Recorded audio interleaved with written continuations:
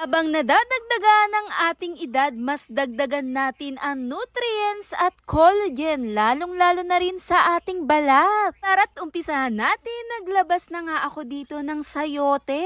Dito nga sa ating sayote, mayaman na to sa vitamin C at mayaman sa collagen. Kalahating sayote lamang po ang gagamitin natin, pagkatapos kinat ko na rin po ito ng maliliit lamang. Naglabas na rin po ako dito ng pineapple juice. Kung meron naman po kayong sariwang pinya, pwedeng-pwede po yan, kumuha po kayo ng kalahati lamang. Sunod naman ang gelatin powder po, 1 kutsara lamang. Dito nga po sa gelatin powder ko, tinunaw ko po siya sa mainit na tubig. Hinalo-halo ko para maglabas din talaga yung mala texture niyang malapot-lapot din ng datingan. Sa paglalagay ko nga ng tubig, tinansya-tansya ko lamang po ito. Ang benepisyong binibigay ng gelatin powder ay tulad ng benepisyo din talaga ng mayaman sa collagen. Dahil ang gelatin ay naglalaman ng amino acid. Dahil habang tumatanda tayo, nababawasan na rin talaga ang collagen, lalong-lalo na rin sa ating balat. Panatilihin pa rin natin itong masigla, lalong-lalo na sa ating buhok, sa balat at sa kuko. Kaya na lang na ginamit nating sayote na mayaman at mataas na nilalaman nito. Meron na rin tong vitamin E at antioxidant.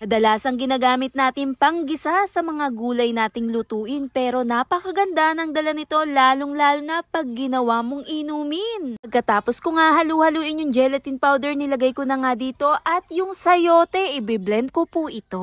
Nilagay ko na rin dito yung 100 ml na pineapple juice po, 200 ml po na cold water, at i-blend na po natin ito. Mga pinagsama-sama nating sangkap, napaka-high water content nito para din sa atin. Kung ikaw yung tipong mahilig din talaga sa ganito, bagay na bagay sa'yo to. Kung nagda-diet ka din, makakatulong din siya dahil nakakabusog na rin to at nakakapawi din ng uhaw. Ang kagandahan nito, detoxifying na rin siya para sa ating katawan. Sobrang daming sustansya din talaga ang sangkap na ginamit natin. Tama na dyan yung panatilihing masigla, lalong-lalo na rin sa ating balat, panatilihing kumikinang. Dahil gaya na rin ng sinabi ko, mayaman nga ito sa collagen. At naglagay nga rin po ako dito ng simple syrup po. Ito po yung tinunaw pong asukal na puti. 1 kutsara at halu-haluin. Pwedeng-pwede ng inumin. Sobrang bango ng amoy nito at napakasarap din talaga ng lasa niya. At ang kagandahan din nitong iniinom natin, napakayaman din ito sa minerals at vitamins. Tilihin pa rin natin masigla, lalong-lalo na rin ang ating katawan.